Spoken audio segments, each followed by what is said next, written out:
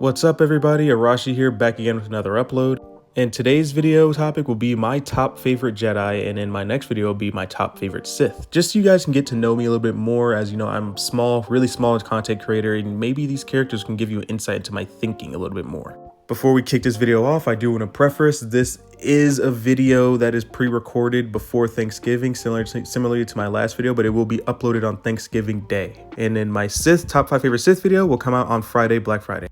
But anyway, let's get this video started. Then my first favorite Jedi, as you guys can probably tell, is Luke Skywalker. I've said this before in past videos, but I do like Luke Skywalker. He's my #1 all favorite Jedi, just because for what he had to do and what he went through. And I know his training wasn't the best, and I know his feats are still kind of, iffy and up in the air, because he did fight a Darth Vader who was not really trying to kill him, but more trying to tempt him and turn him to the dark side. And although he was present for the death of Palpatine, he really wasn't the reason why he beat Palpatine at all. It was all Vader, it was the chosen one, it was his father. But why I choose him as one of my favorite Jedis, just because his character, his personality, he never gave up. Now, okay, we're not going to talk about Disney's version, but he never gave up on his father, although his father has pretty much been long gone. He's the chosen one, Anakin Skywalker, and he had changed 20 plus years prior to Darth Vader. And on top of not giving up, not giving up on his father, he honestly got it out the mud. For the lack of a better word. He had to do ragtag training. His training wasn't necessarily as streamlined as Jedi's the path. Jedi's in the past had masters, they had the whole Jedi temple. He didn't have any of that stuff. He had Obi-Wan and he had Yoda. But as far as finding out old Jedi secrets, old Force secrets, all those kind of things, he had to go and do it himself. And then I think that's honestly what made him so powerful, is because he had to figure it out for himself. Not saying that, every other Jedi before him had their hand held, but it's just they had a more streamlined training. They had more direction going on. Whereas Luke, he learned the basics, and then that's about it. He had to pretty much perfect the basics and had to go in and fight Darth Vader and, attempt to beat Darth Vader and attempt to beat Palpatine all by himself. Hence why he was the New Hope. He was a Skywalker who was still the New Hope. And he also, in Legends, lived up to the ability that his father couldn't. What I mean by that is, in Legends, Luke actually fully became just as strong as his father was before he turned to Darth Vader and before he actually got his body destroyed on Mustafar and basically became the chosen one. He wasn't the chosen one, but he became similarly in strength and power to what his father once was and what his father could have became. He pretty much became full potential Anakin Skywalker. And that's in Legends. I want to preface that because I know a lot of people get mad. That's in Legends only. Now, my next favorite Jedi on the list is Qui-Gon Jinn, and I think that this one is self-explanatory. I've explained it before in multiple videos, and I don't remember exactly which video it was, but I've explained it a lot in the past, and I think a lot of people are probably tired of hearing me say it. But, I'm going to say it anyway. So Qui-Gon is really quickly just one of my favorite Jedis, not because of his power. Obviously, his power and his feats aren't there, really, but for what he represented.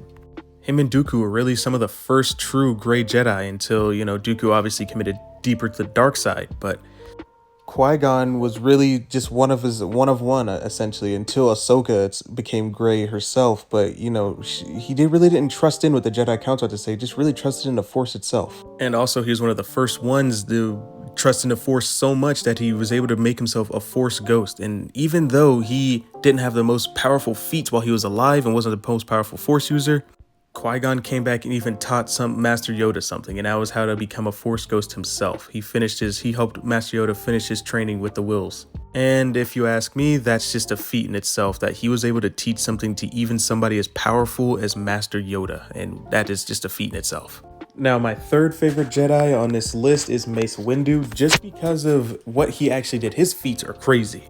This guy walked into Palpatine's office, completely not knowing the power of Palpatine, but just pretty much assuming, and was able to take on one of the most powerful Sith of all time and absolutely win. It's been stated before that Mace Windu actually won this fight, and that's because of a few reasons for Mace Windu going ahead. And one of those reasons is because Mace Windu knew Vapad, which was Now, Vapad was extremely powerful just because it teetered on the dark side. So basically, you use your dark side energy to just walk on this very thin line between the light and the darkness. So Mace Windu was able to just fully control that and not completely fall into darkness like someone like Anakin Skywalker would have.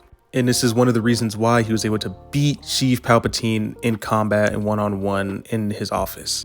Mace Windu also saw and forced Shatterpoints, which was pretty powerful itself.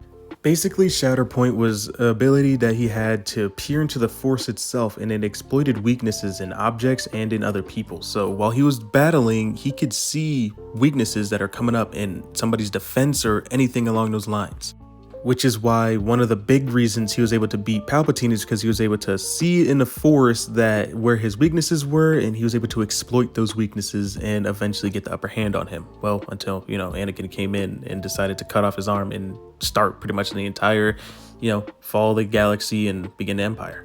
But outside of his few character issues, which I think he has, like not character issues as in like himself being written, but is in where he didn't really have empathy for anybody. Like outside of his character issues, he's one of my favorite Jedis.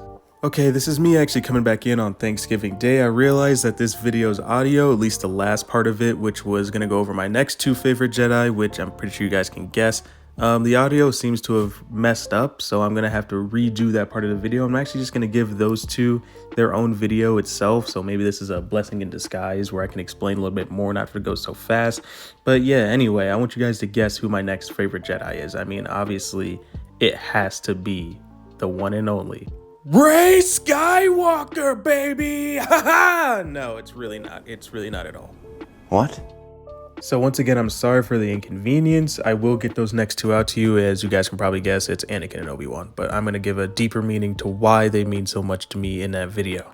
But anyway, that's all I got for this video. Happy Thanksgiving for those who do celebrate it. And if you don't celebrate it, have a great day as well. I hope you really do have a great day, and I really appreciate you guys. I do celebrate, so I will say I'm thankful for you guys. But anyway, may the Force be with you, and have a great rest of your day.